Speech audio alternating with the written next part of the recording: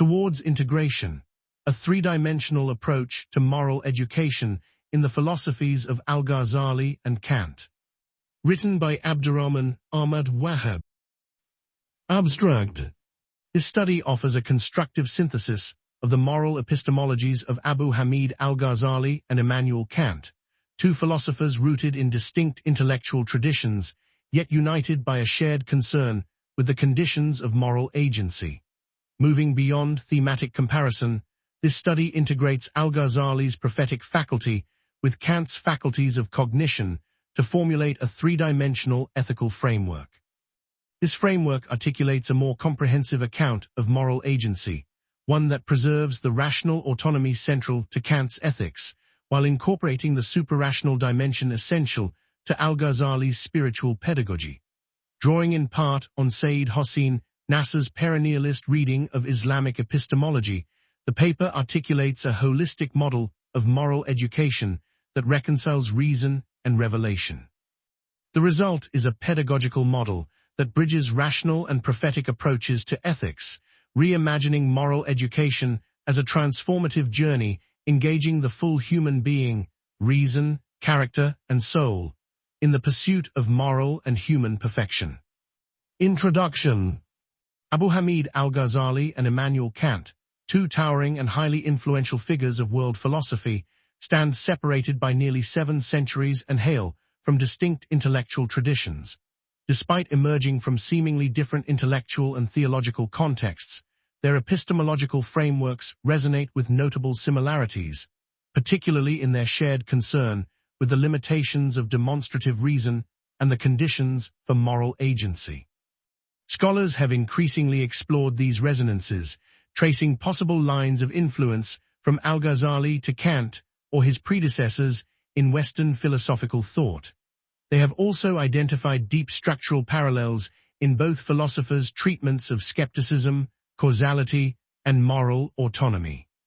Akdogan 2003 has gone so far as to suggest that Kant's monumental work, Critique of Pure Reason, is essentially a reiteration of ideas that Al-Ghazali previously expounded centuries earlier.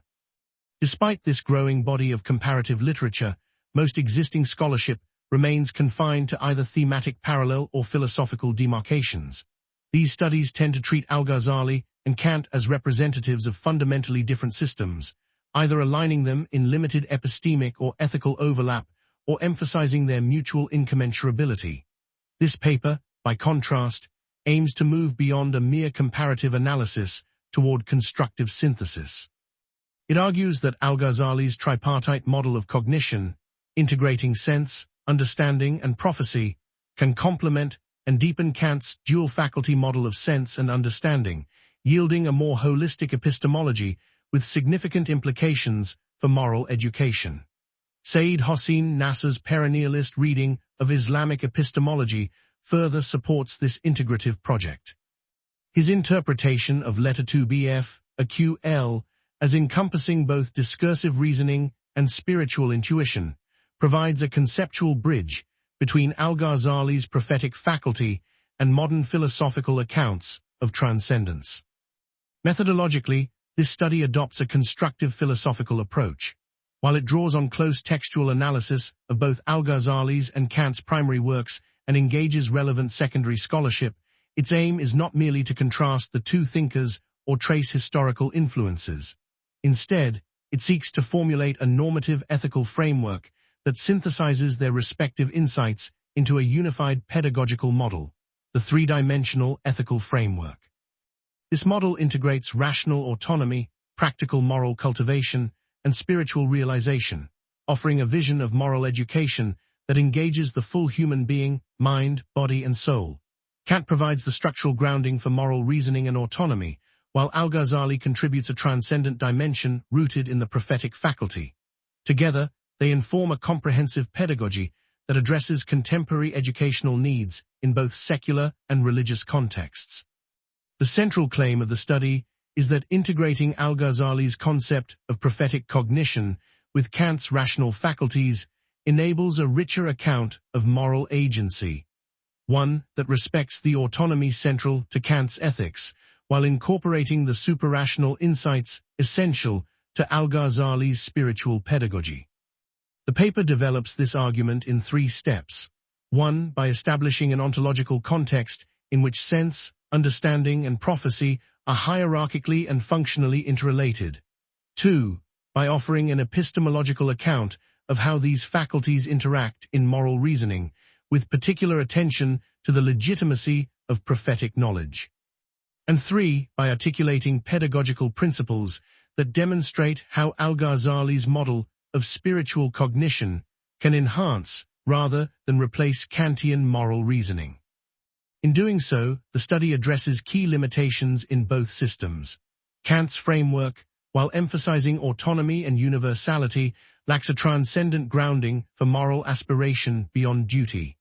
Al-Ghazali's model, while spiritually comprehensive, can lack procedural safeguards for individual autonomy in pluralistic contexts.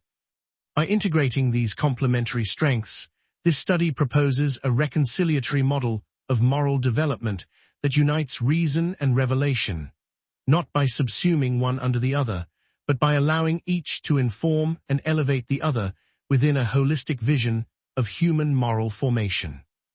This constructive synthesis responds to contemporary critiques of overly rationalist ethical models by reimagining moral education as a process that cultivates not only reason, but also embodied virtue and spiritual awareness, thereby engaging the whole human being, mind, body, and soul. Kant's epistemology and the 2 faculties.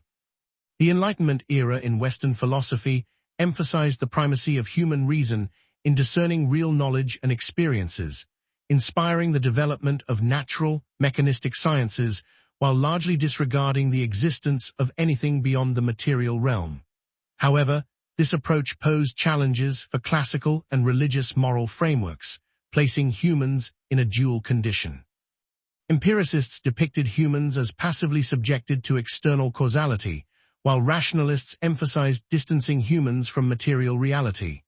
This duality, as Rolfe, 2024, contends, conflicted with classical views that necessitate human freedom for moral judgments and traditional religious perspectives, which underscored the existence of a soul accountable to God in the afterlife.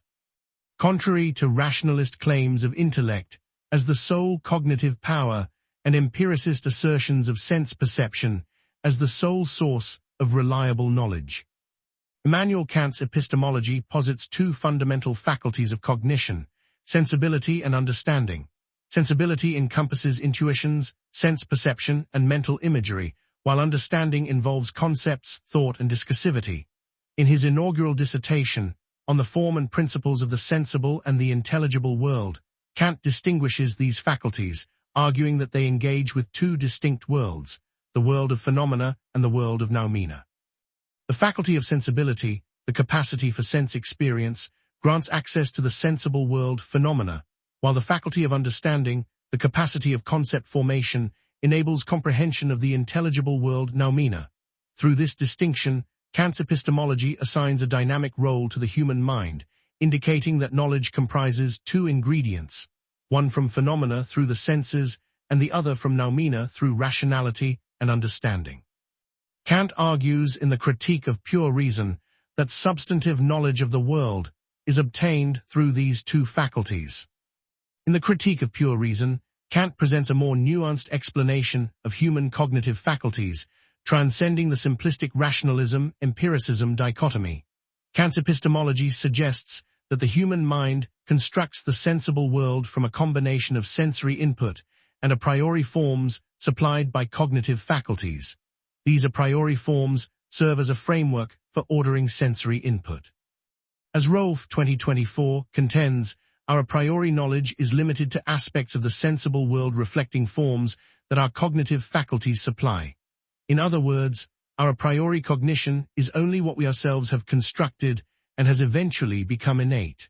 This process results from the cooperation of sensibility and understanding, constructing comprehension and knowledge of the perceived world. The cooperation of these faculties is fundamental for knowledge acquisition and judgment formation. Kant's rejection of the rationalist view that sensibility is only a confused species of intellectual cognition, suggests that phenomena depend on both sensory data received passively through sensibility and active processing by the mind according to a priori rules. Despite Kant's distinction between the sensibility and understanding faculties, he argues that both are necessary for knowledge acquisition. Kant contends that cognition arises only from the unification of these faculties.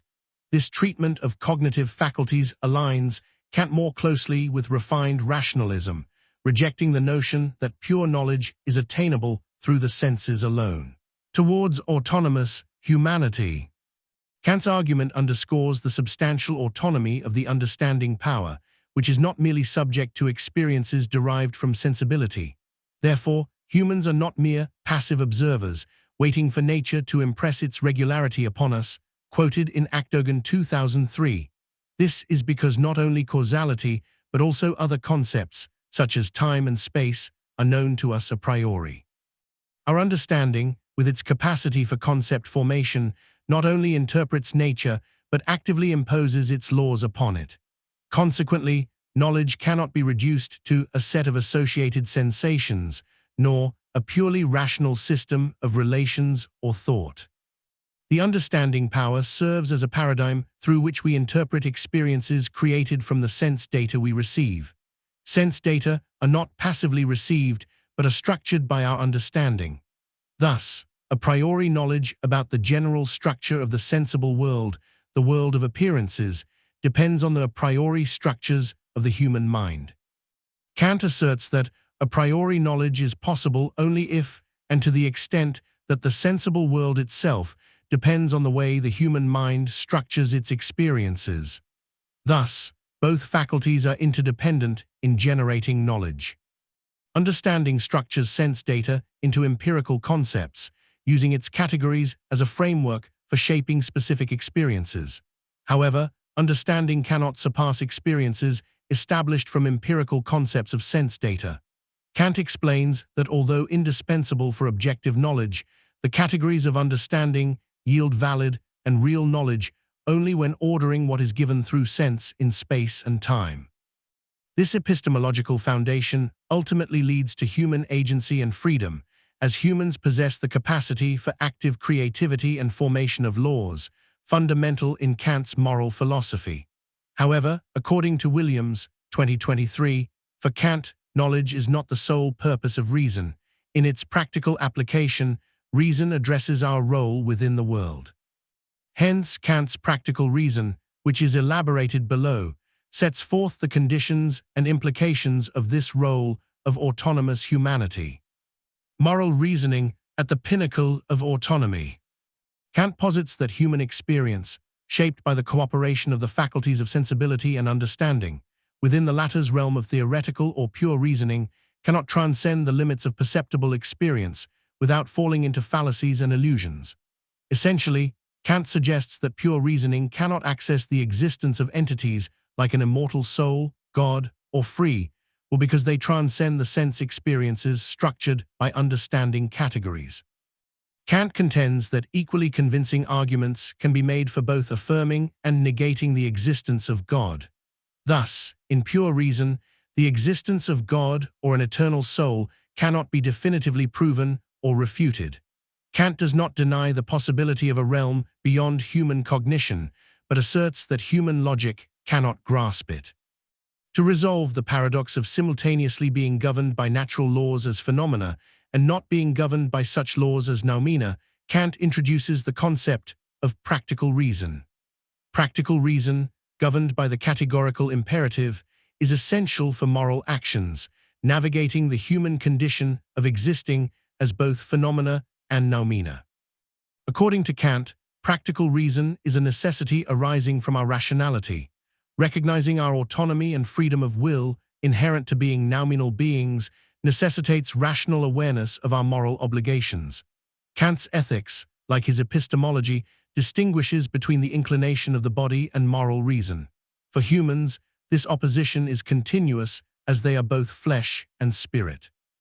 Moral reasoning is thus indispensable for constructing moral laws, such as the categorical imperative and ideals of human conduct that are rational to regulate and govern human action amidst the perpetual conflict between inclination and reason. Moreover, practical reason presents other necessary postulates essential in moral philosophy: the existence of God and the immortal soul. These postulates are necessary for realizing the ultimate end of human endeavor, the highest good, which is perfect happiness in harmony with perfect virtue. Since human circumstances frequently stray from ideal morality, Kant postulates immortality and divine existence as necessary conditions for achieving moral perfection.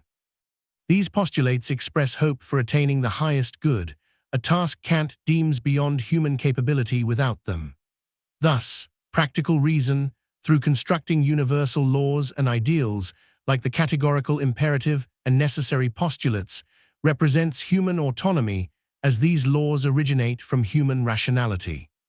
Therefore, in the perpetual struggle of inclinations and reason, living a moral life entails obeying moral laws derived and commanded from within human reasoning. Al-Ghazali's epistemology and the third faculty. Al-Ghazali's ethics combines philosophical, religious, and Sufi elements. The interplay and interdependence of these elements are evident throughout the evolution of Al-Ghazali's epistemology, parts of which are discussed here. Al-Ghazali's epistemology stems from his quest for certain, true knowledge and his skepticism about the reliability of sensory data, the supposed self-evident necessary truths, and the dependence on the faculty of reason to attain that true knowledge. As Al-Ghazali articulates, certain knowledge is that in which the thing known reveals itself without leaving any room for doubt or any possibility of error or illusion, nor can the heart allow such a possibility. Whatever is known without this kind of certainty is doubtful knowledge, not reliable and safe. That all knowledge subject to error is not sure and certain. During a period of skepticism and doubt that manifested as an illness lasting about 2 months, Al-Ghazali re-evaluated his intellectual foundations, including his self-evident beliefs, conceptions, and logic. He realized the need to re-examine the epistemological basis then known to him, the faculties of sense and reason. Upon scrutinizing the reliability of sensory data, Al-Ghazali recognized the necessity of another faculty's judgment, rationality. For instance, Al-Ghazali analyzed the data acquired through sight. When observing a star, it appears to be as small as a coin. However, through rational calculations and geometric proofs, it is understood that the star is far larger than the Earth. Rationality reveals the inaccuracy of the sensory data. Similarly, Al-Ghazali compared the state of wakefulness to dreaming, showing that the certainty we experience in dreams is often questioned upon waking, with rationality casting doubt on the perceived reality of the dream. Al-Ghazali extended his skepticism to rational data, such as logic, mathematics, and self-evident truths. He concluded that just as rationality serves as a judge of the reliability of sensory data, it too requires another faculty to assess its efficacy and limitations. Al-Ghazali was eventually compelled to search for a faculty beyond sense and reason, one that could validate the epistemic value of reason, encompassing both its strengths and limitations. His skepticism ultimately restored his faith in the faculties of sense and reason as primary faculties for knowledge acquisition and cognition. Nevertheless, he acknowledged that these faculties were neither self-sufficient nor entirely reliable. This understanding prompted him to seek a third and superior faculty. As Gruffel 2009 explains, this realization marks a pivotal moment in Al-Ghazali's philosophical theology, wherein divine illumination becomes epistemologically indispensable for attaining certainty. In his quest for this third faculty, Al-Ghazali noted, "The fact that this further intelligence is not manifest does not prove that it is impossible." This insight prompted his next endeavor to determine a method to establish the existence or non-existence of this elusive third faculty. Zuma 2010 articulates the challenge Al-Ghazali faced. If sense and reason, the basis of Al-Ghazali's epistemological framework, were themselves under scrutiny and doubt, how could he determine the existence of a higher faculty? Thus, Al-Ghazali's period of skepticism culminated in his recognition of the predicament he was in. To determine whether the faculty beyond reason existed, Al-Ghazali could only restore his reliance on the faculties of sense and reason. However, using these faculties made it impossible to conclude his quandary. In his Deliverance from Error, Al-Ghazali reflects, "I recovered my health and mental equilibrium. The self-evident principles of reason again seemed acceptable. I trusted them, and in them felt safe and certain. I reached this point not by well-ordered or methodical argument, but by means of a light God, the Almighty cast into my breast, which light is the key to most knowledge." This light impelled Al-Ghazali to embark on a journey lasting about 11 years, during which he examined every field of knowledge available at the time. He explored every available epistemological perspective around him and evaluated its capacity to impart certainty. Al-Ghazali sought to comprehend the nature of this light and its cognitive implications for the development of his epistemology. It is crucial to recognize that Al-Ghazali's epistemology, skepticism, and pursuit of certainty were framed within the context of Islamic thought. To fully grasp the entire process, one must understand Al-Ghazali's perspective on the concepts of body, mind, and heart-soul within this Islamic paradigm.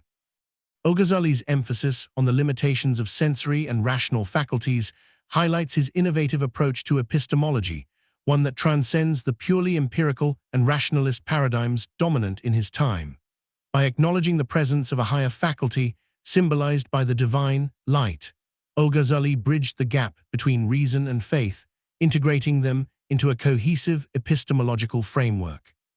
Moreover, Al-Ghazali's journey underscores the importance of a holistic approach to knowledge that incorporates spiritual insight and personal transformation. His experiences and reflections reveal that true knowledge is not merely a product of intellectual endeavor, but also spiritual enlightenment and inner purification.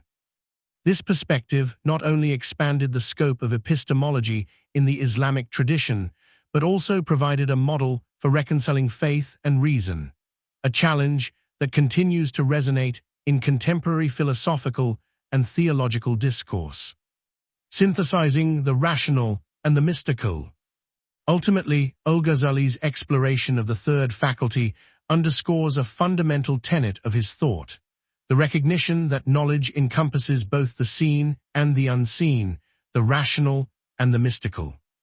His epistemological framework, deeply rooted in Islamic spirituality, offers a comprehensive approach to understanding reality, one that embraces the complexities and mysteries of human existence, while affirming the possibility of achieving true knowledge through divine illumination and inner transformation.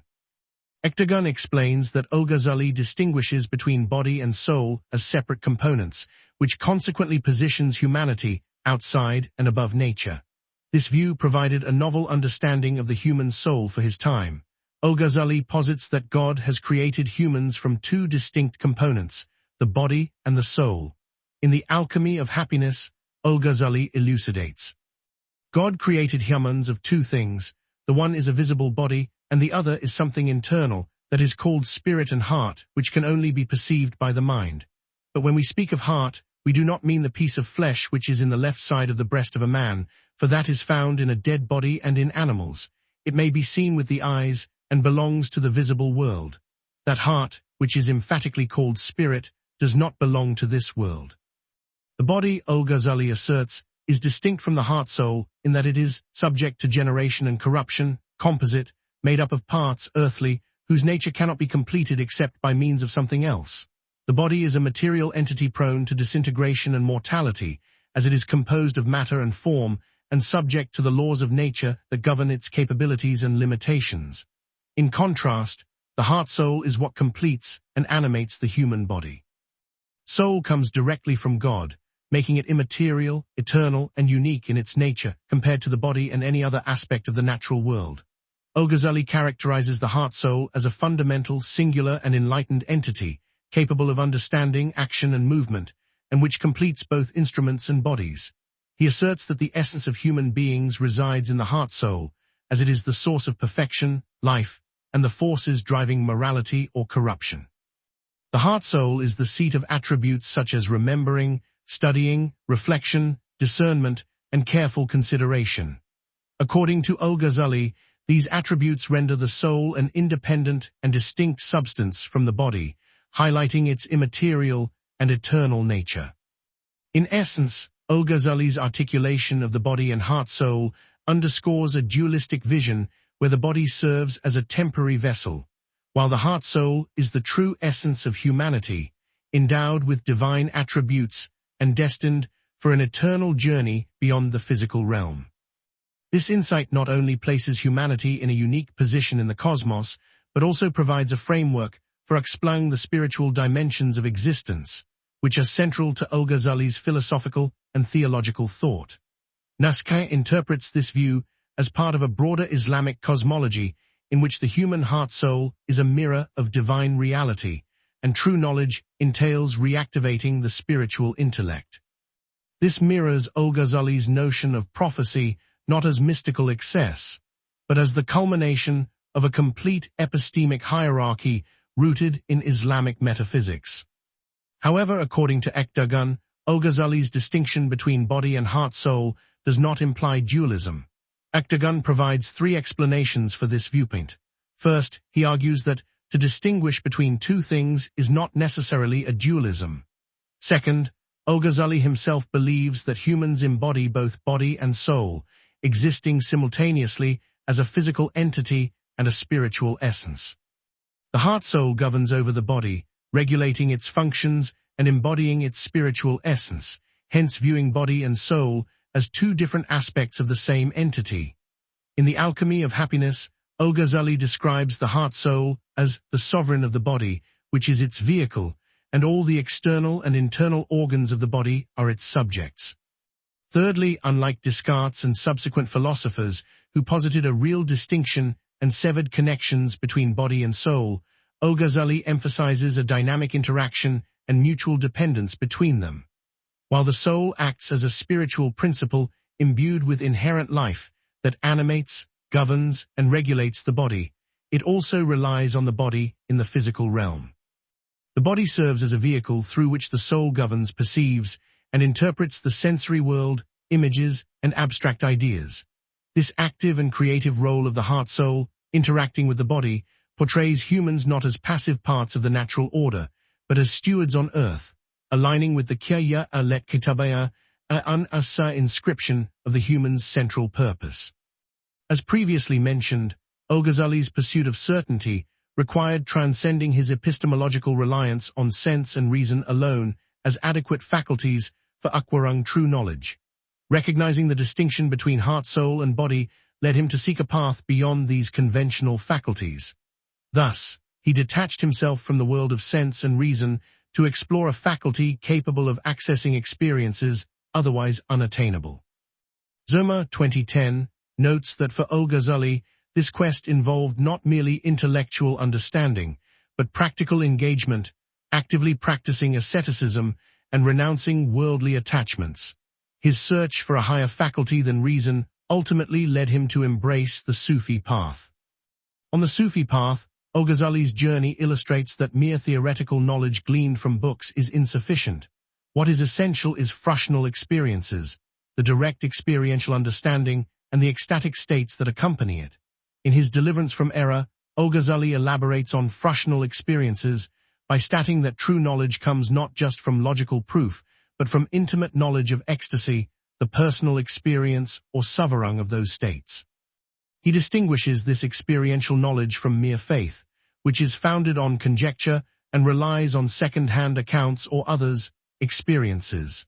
These fractional experiences are integral to the mystical journey and are linked to the mystery of prophecy, serving as a pathway to certainty, which Al-Ghazali describes as illumination enabled by prophetic guidance. The faculty of prophecy. Al-Ghazali ultimately establishes prophecy as the highest and most profound faculty of knowledge, transcending the capabilities of reason and sense perception. The journey of human understanding, according to Al-Ghazali, begins with the faculty of sense as the initial stage, which allows humans to perceive the world through sensory input. This is followed by the intellect, which enables the mind to grasp abstract concepts and to differentiate between what is necessary, possible, and impossible. This intellectual capacity is where humans begin to engage with ideas that are not directly accessible through sensory experience. Beyond the intellect lies the faculty of prophecy, a stage where human understanding moves into the realm of the divine and the supra-rational. In this stage, a person is endowed with an eye illuminated by divine light, enabling the perception of the unknown and phenomena beyond the reach of intellect. Zamir 2010 emphasizes the need to distinguish Al-Ghazali's concept of prophecy or divine light with Descartes' notion of natural light. For Descartes, natural light is a function of human reason, an inherent faculty operating independently and autonomously. In contrast, Al-Ghazali's divine light is prophetic, not derived from reason, but a manifestation of divine guidance that transcends and supersedes rational thought. According to Zamir, Al-Ghazali's conception of prophecy encompasses revelation, ongoing guidance, and a supra-rational mode of knowing that is often misinterpreted as irrational. In essence, it represents the descent of knowledge from a suprahuman order to the human realm. In this framework, prophecy is not merely a supernatural phenomenon, but a cognitive conduit through which humans actively engage with divine knowledge. Rather than passive recipients of sensory or rational input, humans are envisioned as capable of perceiving and interpreting truths that originate beyond empirical and intellectual boundaries. In Al-Ghazali's view, humans attain through prophecy a form of certitude and insight that is both transformative and elevating, guiding them towards spiritual and moral perfection. This integration of spiritual and rational capacities is further supported by Nasser, who underscores that classical Islamic epistemology, as seen in Al-Ghazali, does not treat spiritual insight and rational thought as mutually exclusive. Instead, letter 2bf, a QL in its full metaphysical sense, encompasses both reason and the inner light that enables the heart to receive truth. Nasser argues that the prophetic faculty represents the highest operation of the intellect, not a departure from it, a view that aligns with Al-Ghazali's account of prophecy not as anti-rational, but the culmination of reason in its metaphysical fullness. Importantly, Al-Ghazali does not equate the prophetic stage or the divine light with conventional notions of faith.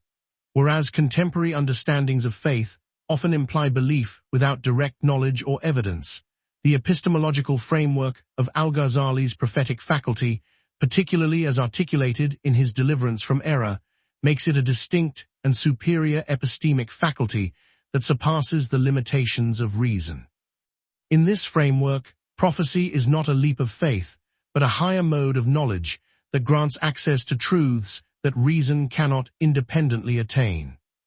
Al-Ghazali's insistence on the prophetic faculty as epistemically indispensable does not mark a retreat into mysticism, but rather anticipates what Alston, 1991, later termed a perceptual doxastic practice, a framework that legitimizes religious experience as a form of knowledge.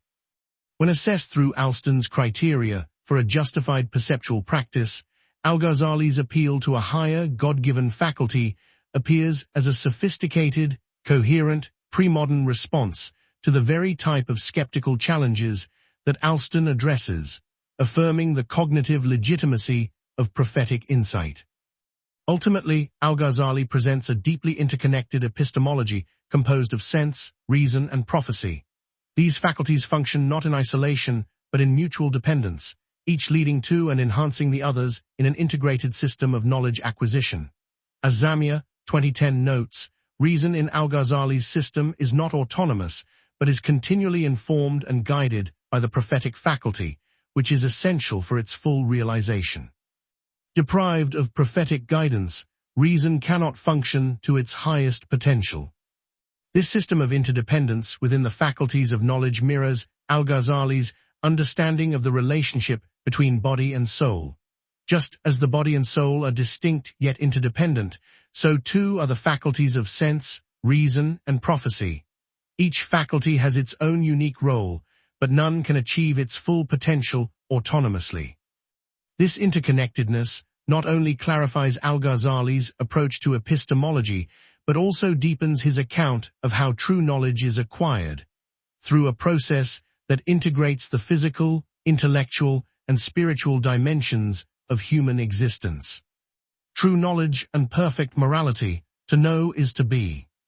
A thorough and attentive study of Al-Ghazali reveals that his understanding of the concept of heart-soul and the faculty of prophecy does not suggest some exotic mystical abstraction that is beyond comprehension or relegated to the ineffable. Instead, within Al-Ghazali's epistemology, the heart-soul is the seat of a third faculty capable of grasping a form of knowledge that transcends the intellectual and sensory realms, the knowledge of God. As Ḥāmid, 2011, emphasizes, the knowledge of God is the highest form of knowledge, and it is not merely intellectual but deeply rooted in the heart. This profound knowledge is not just theoretical, it is transformative, leading to the ultimate happiness of encountering God and witnessing his divine presence in the hereafter. Nonetheless, Al-Ghazali did not view the acquisition of knowledge as an end in itself, nor did he believe it should remain an abstract concept. Within the framework of Al-Ghazali's epistemology, the knowledge of God, true knowledge realized through the integration of all three human faculties, carries profound implications for freedom and happiness. This knowledge represents freedom because it transcends the limitations of the material world, rooted in a faculty that goes beyond the physical constraints of the senses and intellect. It signifies happiness because, in Al-Ghazali's view, the ultimate purpose of acquiring knowledge is to attain true happiness. At the beginning of the alchemy of happiness, Al-Ghazali declares, "Man was not created in jest or at random, but marvelously made and for some great end. Although he is not from everlasting, yet he lives forever, and though his body is mean and earthly, yet his spirit is lofty and divine. When in the crucible of abstinence he is purged from carnal passions, he attains to the highest, and in place of being a slave to lust and anger becomes endowed with angelic qualities. Attaining that state, he finds his heaven in the contemplation of eternal beauty and no longer in fleshly delights." Given these implications, Al-Ghazali argues that true knowledge inevitably leads to perfect morality. As Ḥāmid, 2011, explains, knowledge is not an end in itself, it should lead the student directly to God or should aid in reaching that goal. In essence, the knowledge of God is synonymous with morality. In this perspective, knowledge and action are inseparable. To know morality is to be moral. Al-Ghazali underscores this unity by stating, knowledge without action is madness, and action without knowledge is impossible. Toward a three-dimensional pedagogy of moral education. The three-dimensional ethical framework functions as a clarifying lens through which the pedagogical implications of Al-Ghazali's and Kant's philosophies become not only compatible but complementary. While both thinkers agree that the ultimate aim of education is moral perfection, they arrive at this conclusion through different metaphysical and epistemological routes. The pedagogical synthesis of Al-Ghazali and Kant exposes the limitations of one-dimensional ethical instruction and insists instead on a holistic moral pedagogy rooted in knowing, doing, and becoming. Their convergence, when placed within a three-dimensional ethical framework, rational, practical, and spiritual, provides a richer, more holistic pedagogy that is not merely an intellectual enterprise, but a moral and spiritual journey aimed at cultivating the whole human person. Education as transformation, not just transfer. In exploring the ultimate purpose of human knowledge acquisition, Al-Ghazali and Kant share some common ground but also diverge in significant ways. Kant argues that the primary focus of education should be on the development of humanity, emphasizing that education must ensure that individuals become not only skillful but also moral. He asserts that the human being should not merely be skilled for all sorts of ends, but should also acquire the disposition to choose nothing but good ends. For Kant, the destiny of humanity is to achieve perfection, and moral education fulfills this destiny by cultivating the human species' predisposition to perfection. Kant's concept of humanity is closely linked to traits associated with rational nature, a concept rooted in pure reason alone. This rational ideal is something humanity should strive to perfect. Al-Ghazali's concept of humanity extends beyond reason into a third spiritual dimension, which can be accessed through the faculty of prophecy. He views education as the noblest task after prophethood, a pursuit that both equips humanity with the necessary skills for life on earth and guides them toward moral perfection in the hereafter. For Al-Ghazali, the purpose of study should be self-purification, as well as the pure intention to attain nearness to God. This should be the primary goal. The preparation for a career is only of instrumental value. Thus, both Al-Ghazali and Kant differentiate between education's primary and secondary objectives. This shared recognition stems from their respective epistemological frameworks and their conceptions of the stages of human perfection. For Al-Ghazali, acknowledging the existence of a higher faculty of knowledge acquisition and fully developing and applying it to achieve moral perfection are fundamentally distinct endeavors. Similarly, Kant differentiates between merely understanding moral principles and fully embodying them. He posits that possessing basic knowledge of moral principles makes one legally praiseworthy, but it is only through the active generation and application of these principles that one becomes morally praiseworthy. In Al-Ghazali's view, the heart-soul is the center of perfect morality, which is deeply rooted in the knowledge of God, while all the bodily extremities follow the heart and serve. Thus, the goal of moral education arises from the process of educating and purifying the heart-soul. For Al-Ghazali, education is a practical endeavor aimed at moral perfection, as he considers ethics to be a practical science, to be lived, not merely to be theorized about. Al-Ghazali believed that the purpose of education is not merely the transmission of knowledge, but the transformation of character. He emphasized that good moral character is the key to the true knowledge of God. Therefore, for Al-Ghazali, education involves the cultivation of this sound moral character in the student by purifying the soul through virtuous thought and action, making the student receptive to the knowledge of God. Reflecting a contemporary educational thought, Licona, 1991, echoes Al-Ghazali's holistic approach, where moral education is a formative process with character transformation as its ultimate goal. Instead of simply transmitting ethical knowledge or rules, education must actively shape the moral character of students through intentional, sustained pedagogical strategies. In his Pedagogy of Moral Education, Al-Ghazali emphasizes several key responsibilities for students in their quest for the knowledge of God and moral perfection. These responsibilities include purifying the soul from vices to become receptive to divine knowledge, minimizing distractions and attachments to worldly concerns, which might require significant sacrifices such as leaving one's country or kin, respecting and trusting the teacher, adopting a gradual approach to learning, prioritizing knowledge that directly fosters moral development in both thought and action, preparing adequately for each stage of learning, and maintaining a constant awareness of oneself, with the goal of perfecting and cultivating virtue as the ultimate aim of education. Al-Ghazali's prescribed virtues serve to establish and transform the student's character from the outset of their educational journey, focusing on shaping the mind's attitudes as a foundation for moral development. Gradual, stage-based moral development. Both Al-Ghazali and Kant recognize that achieving the highest moral aim requires a gradual educational process. The three-dimensional ethical framework explains the epistemological progression from intellectual understanding, rational, to ethical application in action, practical, to internalization through lived, embodied virtue, spiritual, revealing that true moral education must attend to all three faculties rather than privileging any one of them. Al-Ghazali outlines three critical stages on the path, which Zamir, 2010, describes as hearing the truth, then accepting it intellectually, and finally embodying it in a state of active awareness. These stages, knowing, accepting, and experiencing, culminate in the experiential dimension reached through exercising. Al-Ghazali's concept of the third faculty and its fruitional experience are exercised and realized through the Sufi way of knowing, which entails a complete integration of body and soul. According to this approach, heart-based knowledge of God can only come about through moral action and sound character, and not as a result of book knowledge. The Sufi path integrates inner experiential awareness with outward moral expression, embedding moral action into every aspect of life. Thus, to attain the highest aim of humanity, all three faculties must operate in concert within a holistic educational framework.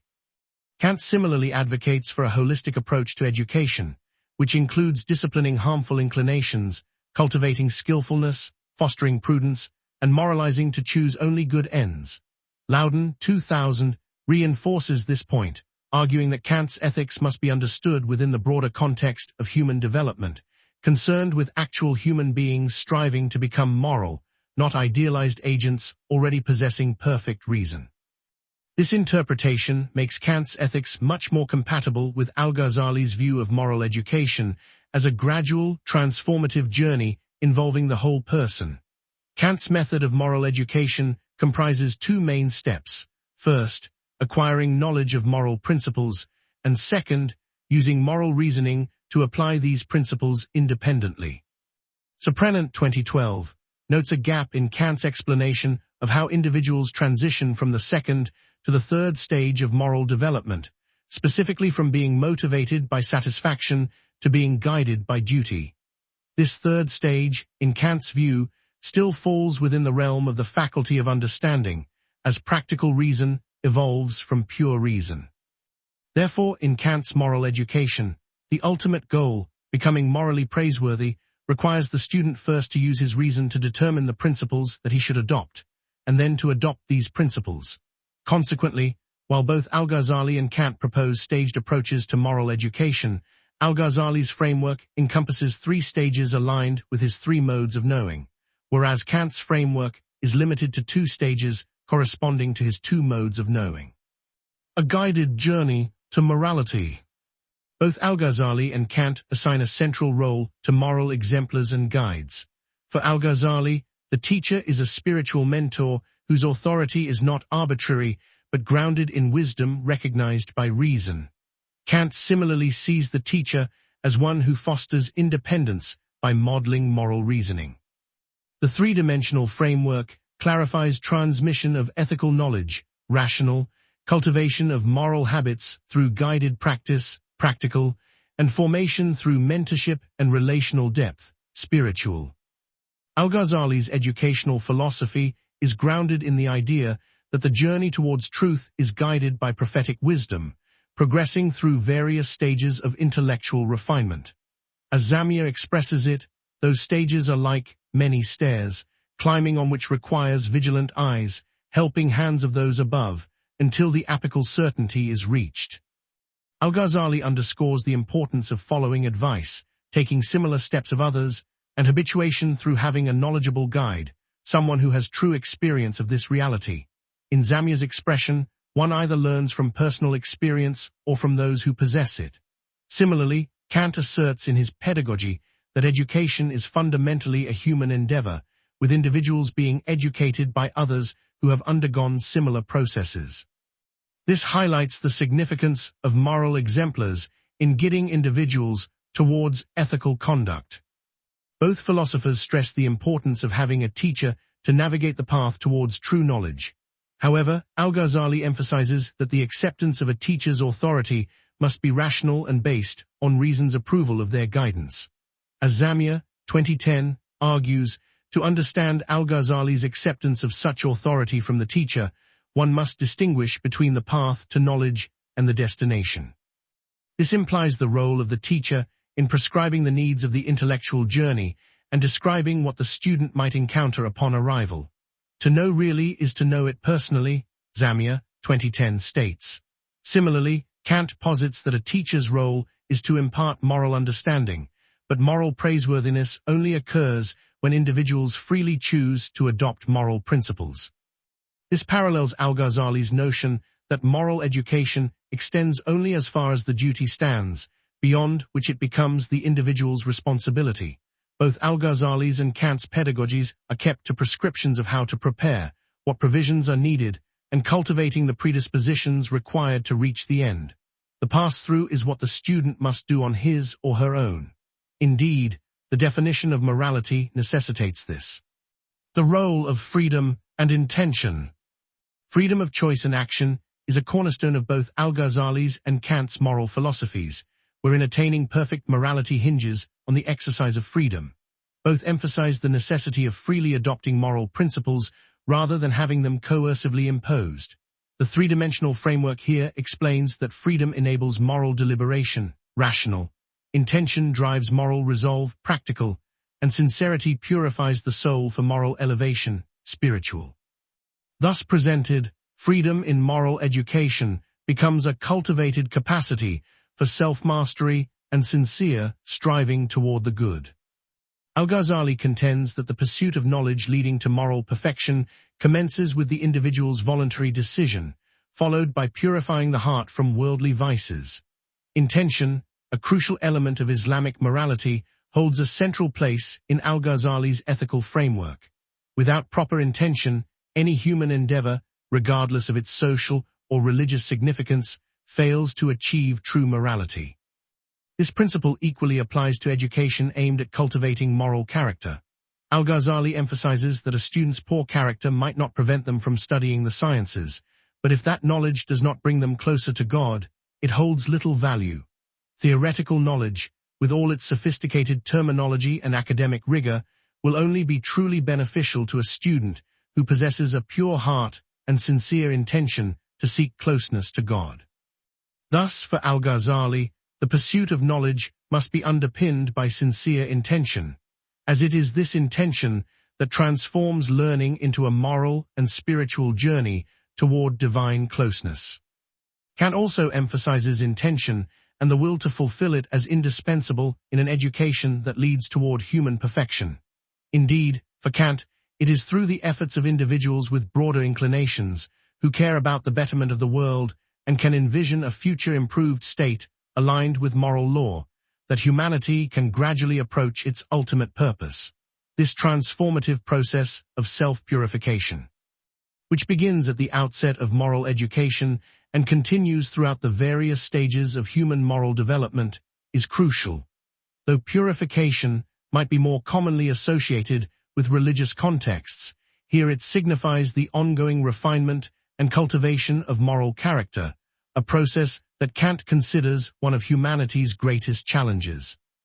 This journey is slow and uncertain, complicated by the human tendency to act on the principle of self-love, the inclination to deviate from actions aligned with and motivated by moral law. Ultimately, both Al-Ghazali and Kant advocate for moral education as a guided journey rooted in the freedom to choose and the intentional pursuit of moral perfection.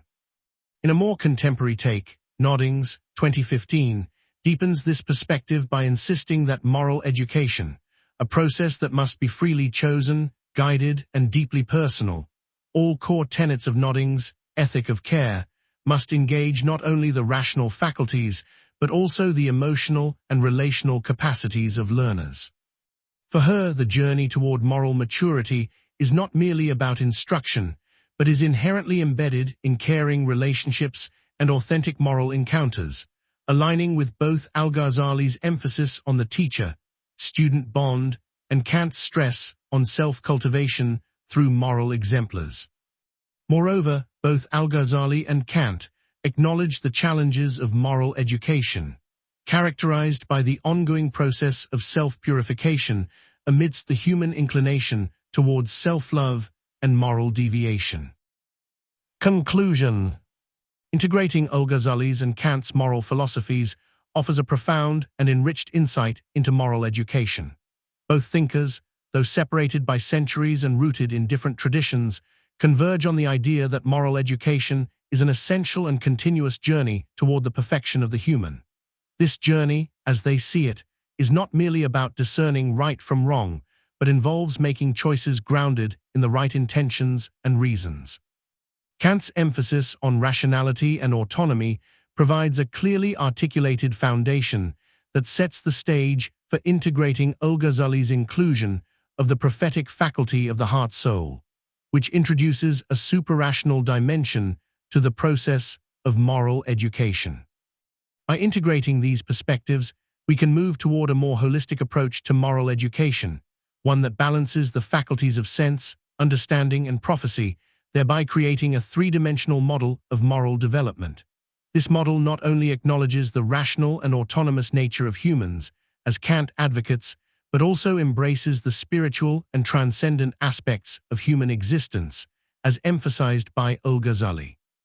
In doing so, it promotes an education that aspires to achieve equilibrium within the individual and with the broader creation. The outcomes of this integration are not confined to theoretical synthesis, but extend toward a clarified ethical framework that bridges secular and religious moral worldviews. Kant's moral vision, grounded in autonomy and governed by the categorical imperative, represents a rational, secular trajectory of ethical development. Al-Ghazali's tripartite, Sufi-infused moral vision is rooted in the cultivation of the heart-soul and the illumination provided by the prophetic faculty, signifying a path of inner purification and divine proximity. The three-dimensional framework thus delineates a distinctive moral architecture: rational discernment, sense and understanding; practical habituation, ethical action; and spiritual realization, prophetic knowledge. It is through this interplay that moral education becomes not merely an acquisition of knowledge or the execution of duty, but a transformative process of becoming, an ascent toward human and moral perfection.